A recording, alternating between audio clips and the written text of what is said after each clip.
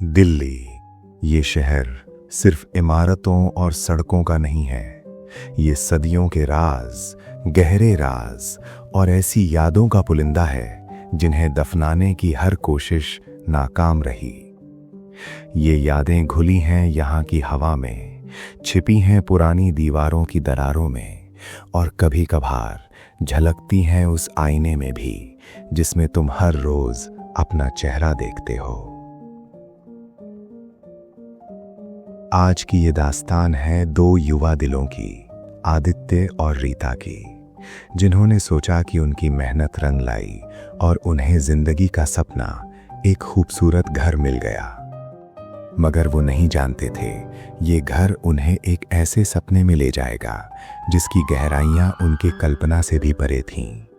एक ऐसा सपना जिससे जागना नामुमकिन हो जाता है।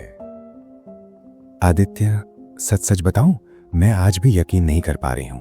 हमारा अपना घर, और सिर्फ घर ही नहीं, लग रहा है जैसे कोई हवेली हो। इस विशाल लॉन को देखो, इन ऊंची ऊंची छतों को, ये सब देखकर लगता है मानो सपना आंखों के सामने सच हो गया हो।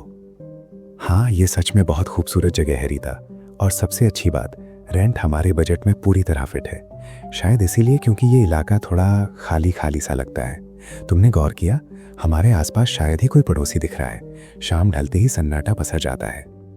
अरे ये तो अच्छी बात है। शोर शराबे और भीड़भाड़ से तो हम दिल्ली में ही रहकर थक गए हैं। यहाँ शांति मिलेगी। और देखो ये, ओह, ये आईना, ड्राइंग रूम में लगा ये विशाल पुराना आईना कितना शानदार है। लकड़ी का ये पुराना फ्रेम, शीशे पर हल्की सी धुंधलाहट, लगता है किसी राजा महाराजा के ज़माने का होगा। बिल्कुल म्यूजियम का सामान लगता है। आदित्य यार, अभी अभी जब मैं इस आईने के सामने खड़ी थी तो मुझे लगा मेरी परछाई के पीछे दूर कमरे के कोने में कुछ काले रंग की एक झलक सी दिखी। बहुत तेज, बहुत तेज। कुछ नहीं होगा रीता, शायद बाहर से कोई पक्षी उड़ गया होगा, या फिर खिड़की से पड़ रही लाइट और छाया का खेल होगा। इतने बड़े और पुराने घर में ऐसा होता रहता है। चलो हम बाकी का सामान उतार लेते हैं, रात होने वाली है। हाँ, तुम सही कह रहे हो, जरूर लाइट का खेल रहा होगा। चलो। और इस तरह आदित्य और रीता की नई जिंदगी की शुरुआत हुई। पहली रात आराम से गुजरी। दूसरे दिन उन्होंने घर को सजाना संवारना शुरू किया। लेकिन जैसे जैसे समय बीतता गया, छोटी छोटी अजीबोगरीब घटनाएं होने लगीं जिन्हें वो नज़रअंदाज करते रहे। कभी बाथरूम का नल अपने आप चलने लगता, कभी ऊपर की मंजिल से खिसकने या कोई चीज़ गिरने की आवाज़ आती, जबकि ऊपर कोई होता ही नहीं। लेकिन सबसे ज़्यादा परेशान करने वाली थी वो आवाज़ें। रात के सन्नाटे में बार बार दूर से आती हुई फुसफुसाहट जैसी आवाज़ें। ऐसा लगता मानो कोई बहुत धीमे से, बहुत करीब से कान में कुछ कह रहा हो, लेकिन शब्द समझ में नहीं आते। रीता, क्या तुम्हें कल रात कुछ सुनाई दिया? सुनाई दिया? क्या मतलब? मैंने सुबह सुबह लगभग 4 बजे के आसपास, मुझे लगा जैसे कोई नीचे ड्राइंग रूम में चल रहा है। बहुत हल्के कदमों की आवाज़, जैसे कोई नंगे पैर धीरे धीरे चल रहा हो। मैंने भी सुना आदित्य। मैं समझी थी शायद तुम पानी पीने नीचे गए होंगे, लेकिन फिर मैंने तुम्हारी सांसों की आवाज़ सुनी। तुम मेरे बगल में सो रहे थे। एक अजीब सी खामोशी ने दोनों को घेर लिया। उन्होंने तय किया कि शायद ये सब पुराने घर की आवाज़ें हैं, लकड़ी के फर्श के सिकुड़ने या फैलने की आवाज़ें। लेकिन असली दिक्कत तब शुरू हुई जब रीता ने उस बड़े आईने को लेकर अपनी परेशानी जताई। आदित्य, मैं उस आईने के सामने बैठना पसंद नहीं करती। क्यों? वो तो बहुत खूबसूरत है। खूबसूरत है, मगर मुझे लगता है वो मुझे देख रहा है। क्या मतलब? आईना तो सिर्फ प्रतिबिंब दिखाता है। नहीं, ऐसा नहीं है। कल दोपहर में वहाँ बैठकर किताब पढ़ रही थी। मैंने आईने में अपना चेहरा देखा, और फिर मैंने देखा कि आईने वाली मैं मेरे हिलने से पहले ही हिल गई। जब मैंने किताब का पन्ना पलटा, आईने में मेरा प्रतिबिंब तब तक पन्ना पलट चुका था। ऐसा लगा जैसे वो मुझसे 1 सेकंड आगे चल रही हो। आदित्य ने रीता की बात को तनाव और नई जगह के डर का नतीजा बताकर टाल दिया। लेकिन अगले ही दिन उसका भी सामना उस आईने से हुआ। देर रात पानी पीने के लिए वो नीचे उतरा। ड्राइंग रूम का बड़ा आईना चांदनी में नहा रहा था। आदित्य ने उसकी तरफ देखा। आईने में उसकी अपनी ही परछाई थी, पीछे अंधेरा कोना। तभी उस अंधेरे कोने में आईने के भीतर 2 चमकती हुई हल्की सफेद बिंदियां दिखीं, जैसे किसी की आंखें। आदित्य ने तेजी से पीछे मुड़कर देखा। कोना खाली था। वापस आईने में देखा, वो आंखें गायब थीं। उसकी सांसें तेज हो गईं। ये कोई लाइट का खेल नहीं था। रीता, हमें इस घर के बारे में कुछ पता लगाना होगा। कल मैं आसपास के लोगों से बात करता हूँ। अगले दिन आदित्य पास की एक पुरानी किराना दुकान पर गया, जहाँ एक बुजुर्ग दुकानदार शर्मा जी बैठते थे। बातों बातों में आदित्य ने उस बंगले का जिक्र किया। अरे बेटा, तुम उस बंगले में रहने लगे हो? साहब, तुमने किराए पर ले लिया? हाँ शर्मा जी, क्या बात है? कुछ समस्या है क्या? समस्या? बेटा, ये इलाका पहले बहुत भरा पूरा हुआ करता था, लेकिन उस बंगले के बाद लोग धीरे धीरे दूर हटने लगे। किराए पर देने की कोशिश हुई, लेकिन कोई टिक नहीं पाया। 1 हफ्ता, 2 हफ्ता और फिर भाग खड़े हुए। क्यों? घर में क्या दिक्कत है? दिक्कत नहीं बेटा, दिक्कत नहीं। ये तो एक त्रासदी है। करीब 20-22 साल पहले की बात है। उस बंगले के मालिक की इकलौती बेटी थी, अनुराधा। बहुत पढ़ी लिखी नर्स थी, बहुत शांत गंभीर लड़की। लेकिन उसके मन में एक अजीब सी बात घर कर गई थी। क्या बात? वो आईनों से डरती थी। नहीं, डरना ठीक शब्द नहीं है। वो आईनों के पीछे कोई और दुनिया होने का उसे यकीन था।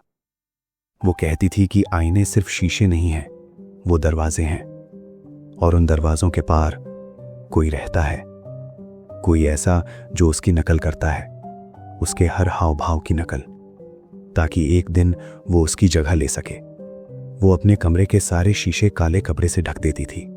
हफ्तों तक घर से बाहर नहीं निकलती थी। और फिर क्या हुआ? और फिर एक दिन वो उसी घर के बाथरूम में मरी पाई गई। वॉश बेसिन में उसका चेहरा डूबा हुआ था। पुलिस ने कहा आत्महत्या, पानी में डूबकर मर गई।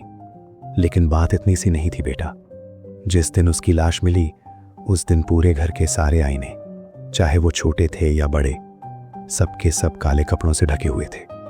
उसने खुद अपनी मौत से पहले हर शीशे को ढक दिया था, और उसके हाथ में वॉश बेसिन के ऊपर लगे आईने का एक तेज नुकीला टुकड़ा भी था।